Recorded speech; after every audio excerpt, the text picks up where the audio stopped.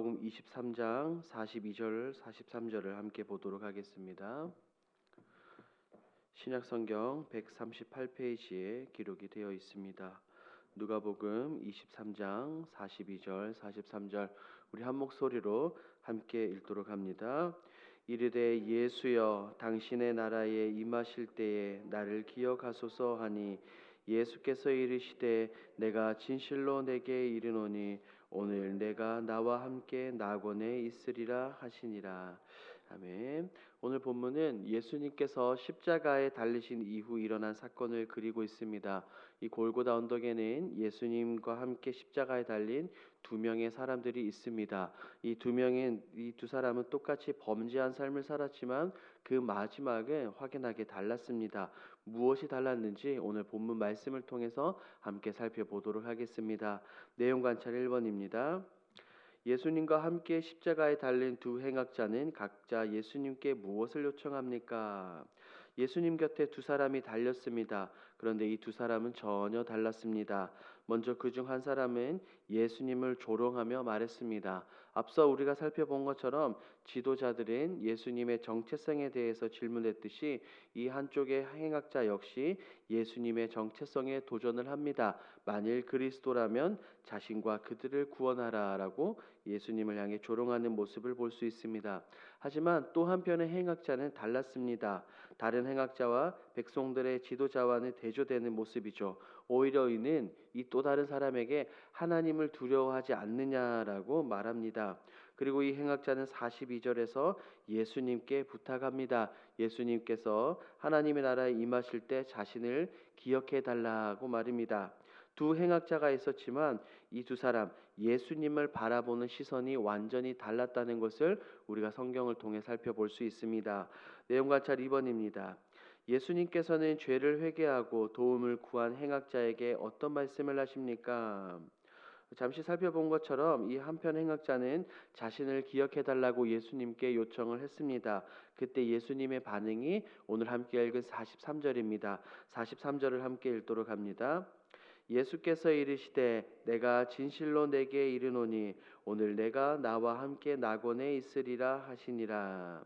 예수님은 이 사람에게 내가 나와 함께 오늘 낙원에 있을 것이다 라고 말씀하십니다. 예수님의 이 말은 이 행악자가 지금 다른 것이 아니라 믿음으로 고백을 했기 때문에 구원받은 상태를 말하고 있습니다.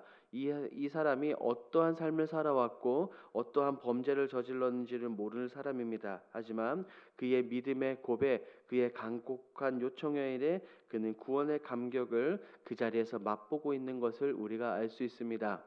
연구와 묵상을 보도록 하겠습니다. 회개한 행악자가 예수님께 자신을 기억해 달라고 요청한 이유는 무엇입니까? 우리가 읽은 이 본문에 또 다른 병행 본문을 살펴보면 이 십자가에 달린 두 행악자 모두 다른 사람들과 동일하게 예수님을 향해서 조롱하고 예수님을 향해서 욕했습니다. 사람들이 하는 것처럼 비웃고 조롱했습니다. 하지만 우리가 읽은 이 누가복음 23장에만 나타나 있는 독특한 특이한 상황이 있습니다. 이 두 사람은 예수님과 함께 끌려서 올라갑니다. 그리고 십자가에 달린 예수님은 조롱하는 사람들을 보고 저주하고 욕하신 것이 아니라 오히려 그들을 보고 안타까워하시고 그들을 향해 기도하셨습니다. 아버지, 저들을 사하여 주옵소서라고 말합니다. 아마 예수님 곁에서 십자가에 달린 두 행악자 역시 이 예수님의 기도 소리를 들었을 것입니다. 하지만 한 사람은 여전히 예수님을 향해 조롱을 했고 한 사람은 달랐습니다. 예수님의 이 기도 소리를 듣고 예수님에 대한 생각과 예수님에 대한 인식이 달라진 것으로 보입니다. 예수님은 죽음을 앞둔 그 상황에서도 자신을 조롱하는 그들을 품고 기도하셨습니다. 아마 이 소리를 듣고 이 예수님의 기도 소리를 듣고 이 행악자가 뭔가 다르다는 것을 느꼈으리라고 생각합니다.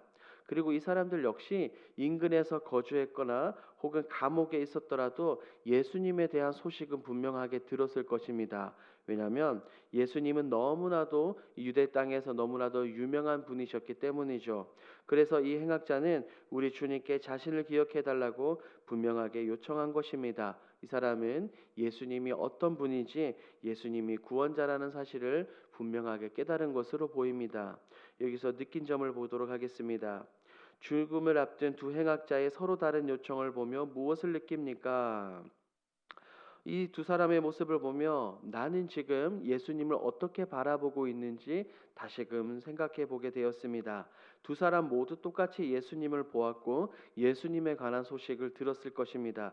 그런데 이 죽음 앞에서 두 사람의 반응은 전혀 달랐습니다.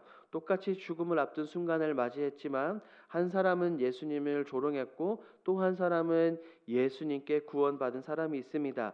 예수님을 바라보는 시각, 예수님을 향한 인식이 완전히 달랐던 것이죠. 오늘 우리는 예수님을 어떻게 바라보고 있습니까? 한 행악자처럼 예수님을 오늘날 우리의 나의 구원자로 바라보고 있습니까? 아니면 세상의 많은 사람들이 그러하듯이 예수님을 실패한 사람으로 보고 있습니까? 예수님에 대한 우리들의 인식은 반드시 달라져야 합니다. 예수님은 우리의 구원자이시고 우리의 회복자이신 줄 믿습니다. 더불어 어디에 우리가 집중해야 되는지 다시금 생각하게 됩니다. 한 사람은 육체의 문제를 바라보았죠. 한 사람은 영적인 문제를 바라보았습니다. 이 영적인 문제를 바라본 사람은 예수님께 구원을 요청했던 것입니다. 우리가 세상의 여러 문제들 육신에 집중하는 것이 아니라 우리가 믿음의 눈을 들어 저 하늘을 바라보며 영적인 것에 집중해야 합니다. 이렇게 믿음의 눈으로 예수님을 바라보며 예수님께 더 집중하는 여러분들이 되기 바랍니다. 적용입니다. 나는 영적 문제와 육적인 문제 중 어느 것에 더 치중하고 있으며 그 문제는 무엇입니까? 지금까지 사역들을 하며 장례식장을 많이 방문을 했습니다. 예배를 인도하기도 하고 유족들을 만나 위로하고 기도를 하기도 했죠. 그런데 참으로 안타까운 장면들을 너무나도 많이 보게 되었습니다. 장례식장은 어떤 자리입니까? 한 사람이 죽음에 이르렀기에 장례를 치르는 자리입니다. 그렇다면 그 장례식장에서 죽음에 대해서 묵상하며 죽음의 이후의 삶에 대해서 우리는 깊이 생각해야 될 필요가 있습니다. 하지만 안타까운 것은 너무나도 많은 사람들이 그 죽음을 마주한 그 장례의 자리에서 정치 이야기, 돈 이야기, 스포츠 이야기를 합니다. 혹은 술을 마시거나 화투를 치죠. 이런 모습들이 바로 육적인 문제에 더 집중하고 더 치중하는 것입니다. 우리는 반드시 영적인 것에 관심을 두어야 합니다. 왜냐하면 우리가 이 땅에서 살고 있지만 이 땅에서 영원히 사는 것은 아니기 때문이죠. 야곱과 요셉이 애굽에 살았지만 죽어서라도 그들은 약속의 땅인 가나안으로 돌아가기를 원했습니다. 우리 역시 세상에 관심을 두는 것이 아니라 천국 본향 우리가 구원에 관심을 두고 살아가야 되는 줄 믿습니다. 이렇게 살아가시는 여러분들이 되기 바랍니다. 결단입니다. 오늘 삶의 우선순위를 영적인 일에 먼저 두기 위해 무엇을 실천하겠습니까? 간단합니다. 우리가 영적인 일에 먼저 우선순위를 두기 위해서는 초점과 관심을 다른 것이 아니라 하나님 나라에 맞춰야 합니다. 양궁 선수가 활을 쏘아 관역을 잘 맞추기 위해서는 어떻게 합니까? 그 관역을 바라보면서 집중해서 활을 쏩니다. 마찬가지로 우리 역시 하나님의 나라와 의 구원에 대해서 관심을 가지고 초점을 맞추고 집중을 해야 됩니다. 그럴 때 우리의 삶의 우선순위를 세상에 두는 것이 아니라 하나님에게 두고 구원에 초점을 맞추는 것입니다. 그러므로 우리는 오늘 하루 매 시간을 우리가 세상에서 살아갈 때에 기억을 해야 합니다. 이 세상에서 함께 살아가지만 이 세상과 구별된 존재라는 사실을 말입니다. 믿음의 눈을 들어 하늘을 바라보며 영적인 일을 우선순위에 두고 살아가야 합니다. 세상에 있는 것들이 아무리 좋아 보여도 구원의 감격과 기쁨과는 절대로 바꿀 수 없습니다.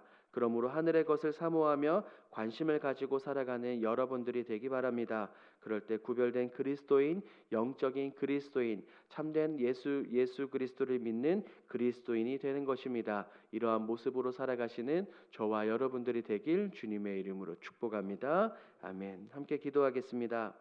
첫 번째, 믿음의 눈을 들어 하늘을 바라보며 살아가게 하옵소서. 두 번째, 오늘 하루를 시작하며 영적인 일에 우선순위를 두고 분별할 믿음을 허락하소서. 5월 집중 기도 제목입니다. 리모델링 시공을 위해 시공과 관련된 모든 인허가 절차를 순조롭게 진행되게 하옵소서. 안전과 공사 기간을 위해 공사 기간 동안 안전사고나 불미스러운 일이 발생하지 않도록 지켜 주옵소서. 이와 같은 공동 기도 제목으로 기도하시고 여러분들이 가지고 오신 개인 기도 제목으로 자유롭게 기도하시다가 돌아가겠습니다.